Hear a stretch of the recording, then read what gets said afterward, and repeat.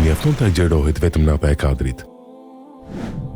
Ramazani është një muaj i mbushur me mëshirë, falje dhe shpërblime të mëdha për besimtarët.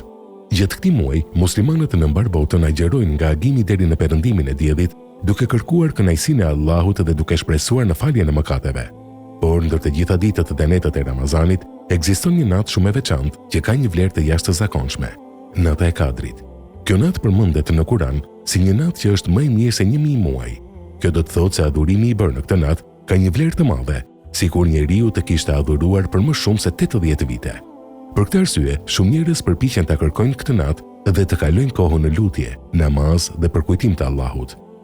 Por ndonjëherë lind një pyetje: çfarë ndodh me ata që duan ta agjerojnë vetëm ditën e natës së Kadrit, por nuk agjerojnë pjesën tjetër të Ramazanit? A marrin shpërblim për këtë? Për ta kuptuar këtë çështje, duhet kuptojmë një parim shumë të rëndësishëm në Islam. Agjerimi i muajit të Ramazanit është një obligim për çdo musliman të rritur dhe të aftë fizikisht. Ky obligim është bërë i qartë në Kur'an dhe në traditën e profetit Muhammed alayhis salam. Kjo do të thotë se agjerimi i gjithë muajit të Ramazanit është një detyrim për besimtarin që ka mundësi ta përmbushë atë. Pastaj, nëse një person mund të agjerojë, por zgjedh të agjerojë vetëm një ditë, vetëm për natën e Kadrit dhe lë pjesën tjetër të muajit për arsye të vlefshme, ai nuk e ka përmbushur obligimin e Ramazanit. Megjithatë, Islami gjithashtu na mëson se çdo vepër e mirë ka shpërblim. Nëse një person agjeron një ditë për hir të Allahut, kjo është një vepër e mirë dhe Allahu mund ta shpërblejë atë për këtë agjerim. Por është shumë e rëndësishme të kuptohet se kjo nuk e zvendçon agjerimin e gjithë Ramazanit. Agjerimi vetëm një dite nuk mund të zvendçojë një obligim të plotë që zgjat një muaj. Nata e Kadrit ka një vlerë të madhe, por ajo është pjesë e Ramazanit dhe nuk mund të shkëputet nga ai.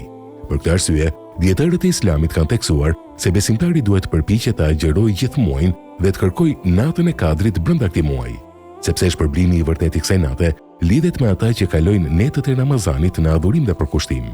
Megjithatë, për ata që kanë humbur disa ditë të Ramazanit për arsye të vlefshme, si sëmundja apo udhëtimi, agjerimi një dite, përfshirë ditën që mund të jetë nata e Kadrit, është një mundësi për të fituar shpërblime të mëdha.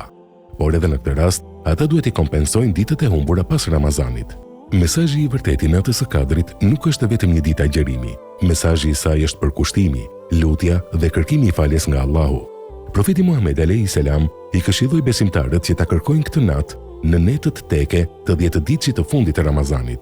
Kjo do të thotë se besimtari duhet të përpiqet në disa net, jo vetëm në një, sepse askush nuk e di saktësisht se cila natë është nata e Kadrit.